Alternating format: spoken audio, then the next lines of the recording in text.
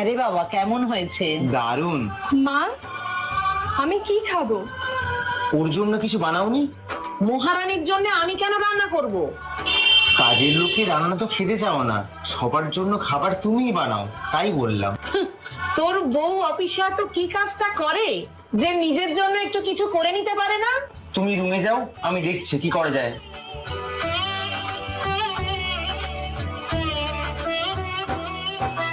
জানো, আজ মনে হয় মায়ের শরীরটা ভালো নেই, তাই হয়তো এরকম রিয়াক্ট করেছে। যাক, ভালো।